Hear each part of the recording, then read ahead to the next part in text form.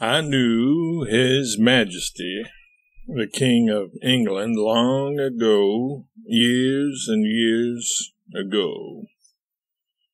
I didn't meet him for the first time, this time at all, but the first time since he has been king, and now there was one thing there that I regretted. I regret that very much. It distressed me. That was that some newspaper said that I talked to the Queen of England with my hat on. Very well, that could have been explained. I didn't approach the Queen of England with my hat on, but with it in my hand, where it belonged. I would not wear a hat. I trust I have better sense than that, and better manners than that. I know we have here. I didn't put my hat on when first she asked me to put it on, and I neglected that, and then Her Majesty told me to put it on. There is a command, and in fact the first invitation was a command. It seemed to me that I had made my reputation for democracy, that I had gone far enough when I disobeyed twice, and I drew the line there. It was to please her. I hadn't any use for a hat, and never did have. There were some other things there that have never been in print, but they did rejoice my soul. The very first thing they gave me, when I stepped ashore from that ship on English soil, a great body of the bone and sinew of England, the stevedores, gathered together and received me with a hearty English cheer. And I liked that so much. And in Mr. Porter's house, I was his guest in Oxford, the butler from some neighbor of his came over and proposed to, and did, superintend all the arrangements for a large luncheon party so that he could look at me. He said he had read every book of mine, and he just wanted to see me, and that was an immense compliment. He could quote from those books. He remembered what was in them. I don't. That was the compliment most valuable of all. And then, who was that talked about the police? Why, it was proper that the police should know me over there. Why, the police know me everywhere. And I tell you that the knowledge of the London police, their knowledge of me, was a very high compliment indeed. It has always pleased me. There never was a time when I went up to London that one of those men, those splendid policemen, didn't salute me, and that salute was a compliment. And he then would put up that all-powerful hand of his and arrest the commerce of the world to let me cross the street uncrippled. And he would treat me just as he would a duchess. I appreciated that ever so much. And finally, there was that distinction that I had to take back from England, one that I take particular and peculiar pride in, and that is that old Punch. Punch, which never in all its long history allowed any foreigner the privilege of entering that great dining room in the Punch building, where those men sit once a week and have for 50 years, Leach and Burnand and Russell and Du Maurier and all the men that have made Punch great in England. And Punch is great in England, is the greatest periodical in the world on its own soil. I say on its own soil for the reason that you can't understand an Englishman's joke, and the Englishman can't understand our jokes. The cause is very simple. It is for the reason that we are not familiar with the conditions that make the point of the English joke. But Punch is a great periodical. As I say, Punch never had granted that grace to any foreigner before to sit down at that great board, but it extended that great privilege to me. I went there and sat with the editors of Punch and the cartoonists. That is where they meet once a week and lay out the next week's Punch. And when everything was ready and everybody seated at the table, the editor said, "Just a minute. There is to be a little ceremony." And then out of a little bit of a closet, where she had been shut up, a little bit of a creature, 8 years old probably, a little girl all pink and white and blue, pretty as a picture, danced out of that closet and made a curtsy to me. She had in her hand the original of the Punch cartoon of the previous week, in which Punch is drinking my health.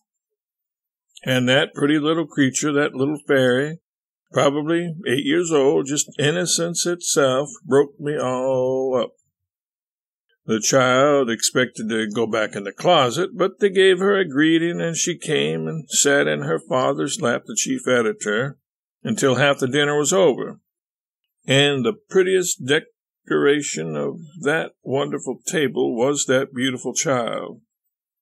When she was sent away, she came and said good night to me. I said, "Oh, my dear, you are not going to leave me. Why, we have hardly got acquainted. You ought to stay."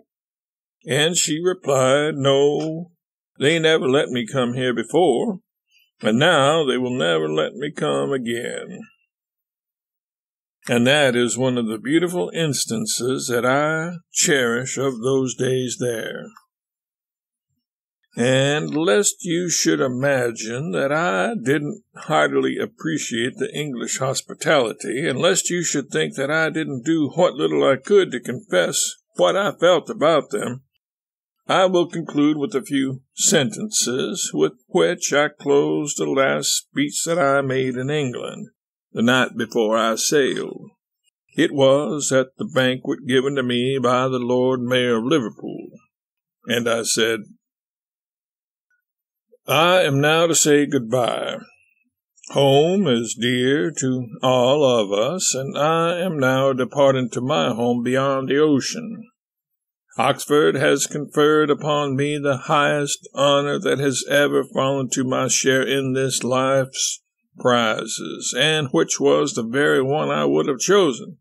It is the very one I would have chosen as being more gracious than any other honor that could be conferred upon me by men or state. And during my 4 weeks' stay here in England, I have had another lofty honor, a continuous honor, an honor which has flowed willingly along without hold or cessation during all these 26 days. A most gratifying, most delightful honor in this treatment, the heartfelt grip of the hand and the compliment that doesn't descend from the blue-gray matter of the brain, but rushes by red blood out of the heart, and so voiced is manifestly freighted with affection, that dearest reward that any man can earn by character or achievements in this world. And, my Lord, it makes me proud, and sometimes, it makes me humble. Many years ago, I gathered an incident from Mr. Dana's 2 years before the mast. It was like this.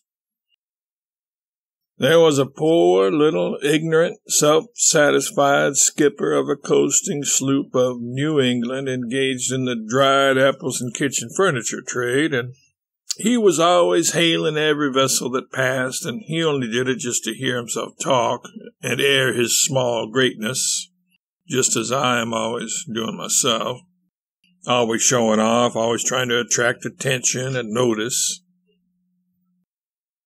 And that poor little man couldn't help that. He was born that way, and so was I. And one day a majestic Indiaman came floating by with course on course of canvas towering into the sky, and with its decks and yards swarming with sailors, and full burdened to the plimsoll line with spices, aromatic spices and gums, laid in all the breezes with the gracious and mysterious odors of the Orient. A noble spectacle, a sublime spectacle, that great ship. Of course, that little skipper hopped into the shrouds and squeaked out the hail, "Ship ahoy! What ship is that, and whence and whither?" And then a deep and thunderous voice came back booming across the tops of the waves. "The Begum of Bengal, 148 days out from Canton, homeward bound.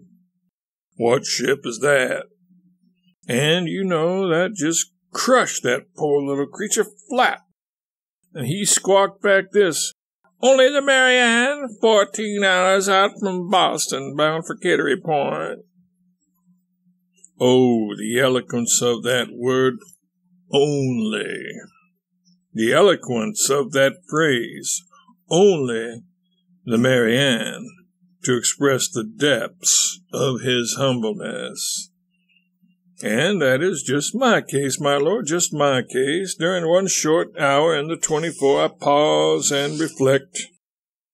During one short hour in the silent watches of the night, with the music of your English welcomes still ringing in my ears, and I am humble. Then I recognize, and then I confess to myself that I am only the Mary Ann, 14 hours out, cargoed with vegetables and bound. Where? But during all the other 23 hours, my satisfied vanity rides high on the white crests of your approval, and then I am the stately Indiaman, flying across the seas under a cloud of canvas and laden to the plimsoll marked with the most redolent spices that were ever passed to a wanderer alone in this world. And then my 26 days on this old mother soil seem ample for themselves, and I am the Begum of Bengal, 148 days out from Canton and homeward bound.